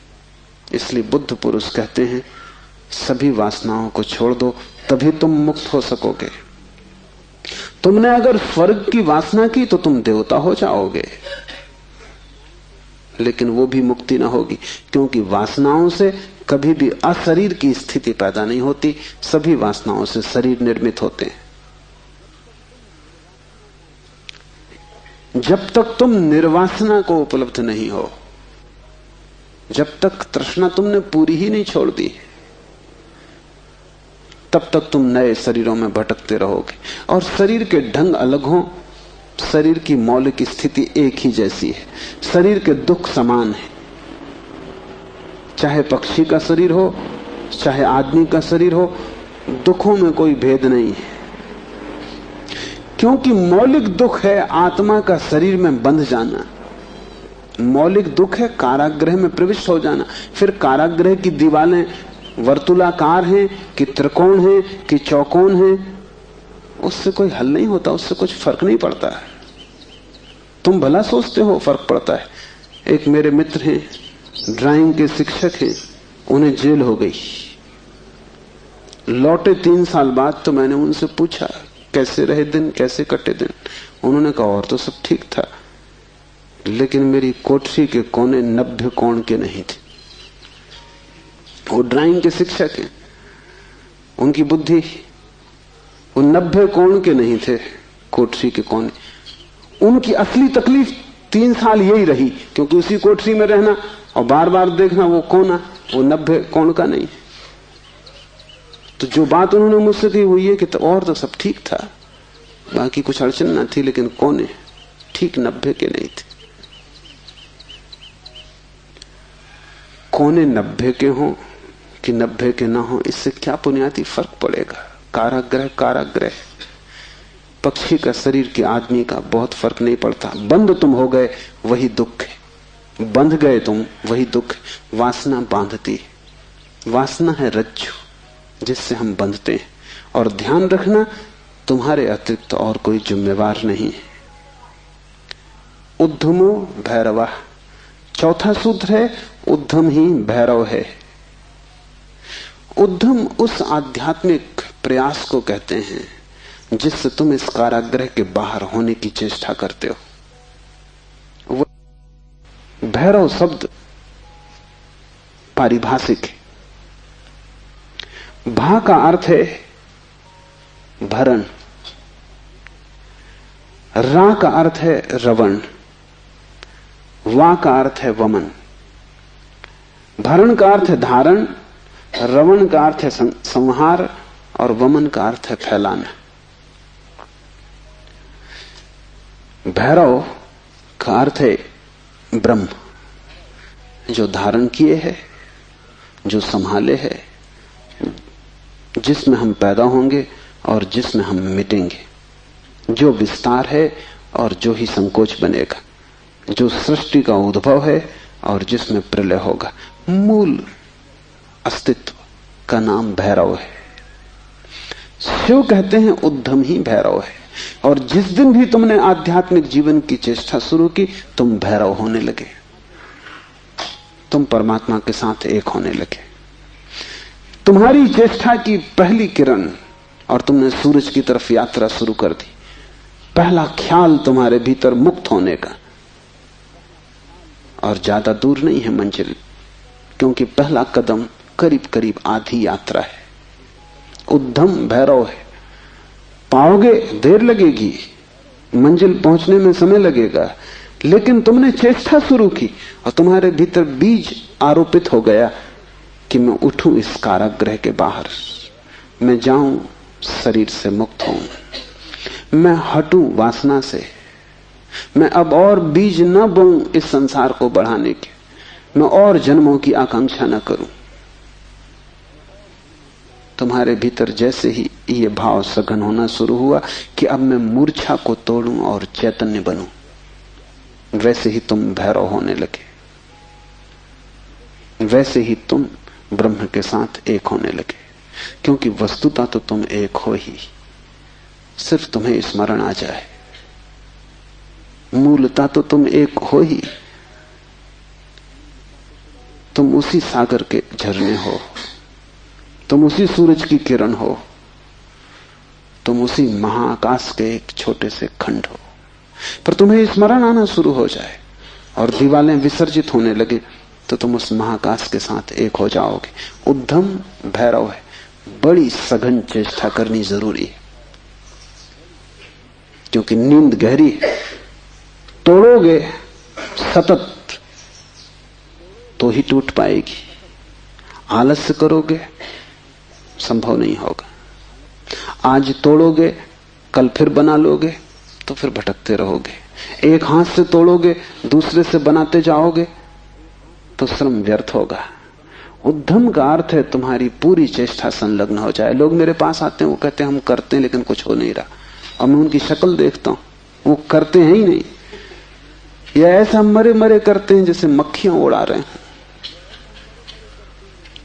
उनके करने में कोई प्राण नहीं है, इसलिए नहीं होता। लेकिन वो आते ऐसे हैं जैसे कि वो परमात्मा पर कोई बड़ी कृपा कर रहे हैं कि करते हैं और नहीं हो रहा, तो शिकायत लेके आए कि कहीं कुछ गड़बड़ हो रही, कहीं कोई अन्याय हो रहा है, कि दूसरों को हो रहा है हमें नहीं हो रहा। इस जगत में अन्याय होता ही नहीं। इस जगत में जो भी होता है न्याय है, क्योंकि यहां कोई आदमी नहीं बैठा है न्याय अन्याय करने को। जगत में तो नियम है, उन्हीं नियमों का नाम धर्म है। तुम अगर इस क्षेत्र से चले गिरोगे, टांग टूट जाएगी, तो तुम जाके अदालत में ये नहीं कहोगे कि गुरुत्वाकर्षण के कानून पर एक मुकदमा चलाता हूं, तो अदालत कहेगी तुम तिरछे मत चलते। गुरुत्वाकर्षण तुम्हें गिराने में उत्सुक नहीं है, न तुम्हें संभालने में उत्सुक है। तुम जब सीधे सीधे चलते हो वही तुम्हें संभालता है, जब तुम तिरछे चलते हो वही तुम्हें गिराता है। न गिराने की उसकी कोई आकांक्षा है, न संभालने की। तटस्थ है जगत का नियम। उस तटस्थ नियम का नाम धर्म है। उसको हिंदुओं ने रित कहा है। वो परम नियम है। वो तुम्हारी तरफ पक्षपात नहीं करता कि किसी को गिरा दे, किसी को उठा दे। तुम जैसे ही ठीक चलने लगते हो वो तुम्हें संभालता है। तुम गिरना चाहते हो वो तुम्हें गिराता है। वो हर हालत में उपलब्ध है। तुम जैसा भी उसका उपयोग करना चाहते हो वो तुम्हें खुला है, उसके द्वार बंद नहीं है। तुम सिर ठोकना चाहते हो दरवाजे से, सिर ठोक लो। तुम दरवाजा खोल के भीतर जाना चाहते हो, भीतर चले जाओ। वो तटस्थ है। उद्यम भैरव है। महान श्रम चाहिए। उद्यम का अर्थ है प्रगाढ़ श्रम। तुम्हारी समग्रता लग जाए श्रम में, उसका नाम उद्यम है। और तब देर न लगी कि तुम्हारे भैरव हो जाने में। शक्ति चक्र के संधान से विश्व का संहार हो जाता है, 5वां सूत्र है। और अगर तुमने ठीक उद्यम किया, अगर तुमने अपनी संपूर्ण ऊर्जा को संलग्न कर दिया चेष्टा में, सत्य की खोज, परमात्मा की खोज या आत्मा की खोज में, तो तुम्हारे भीतर जो शक्ति का चक्र है वो पूर्ण हो जाता है। अभी तुम्हारे भीतर शक्ति का चक्र पूर्ण नहीं है, कटा बटा है। वैज्ञानिक कहते हैं कि बुद्धिमान से बुद्धिमान आदमी भी अपनी 15% से ज्यादा प्रतिभा का उपयोग नहीं करता। 85% प्रतिभा ऐसे ही सड़ जाती। ये तो बुद्धिमान आदमी की बात है, बुद्धू का क्या हिसाब, वो तो शायद करते ही नहीं। हम अपने शरीर की भी ऊर्जा का पूरा उपयोग नहीं करते, 5% ज्यादा से ज्यादा। तो अगर हम मंदे मंदे जीते, अगर हमारा दिया टिमटिमाता टिमटिमाता लगता है, तो कसूर किसका है? तुम जीते ही नहीं पूरी तरह। जैसे तुम जीने से भी भयभीत हो कि लपट कहीं जोर से ना आ जाए, तुम डरे डरे हो, तुम कपते कपते जीते हो, तो फिर शक्ति का जो चक्र है तुम्हारे भीतर वो पूरा नहीं हो पाता। तो तुम्हारी गाड़ी ऐसे चलती है जैसे कभी कार को तुमने देखा हो, पेट्रोल कभी आता कभी नहीं आता, कभी कचरा आता, तो कार ऐसे चलती जैसे हिचकी खा रही हो।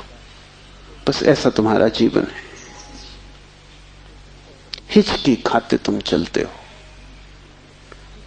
जरा जरा सी शक्ति के खंड खंड आते हैं, अखंड शक्ति नहीं हो पाती। जिस चीज में भी तुम अपनी पूरी शक्ति लगा दोगे, वो कोई भी हो चीज, अगर तुम चित्र बनाते हो और चित्रकार हो और तुमने अपनी पूरी शक्ति को चित्र बनाने में लगा दिया, पूरी कि रत्ती भर बाकी ना बची, तो तुम वहीं से मुक्त हो जाओगे, क्योंकि वही उद्यम पूर्ण होते ही भैरव हो जाता है।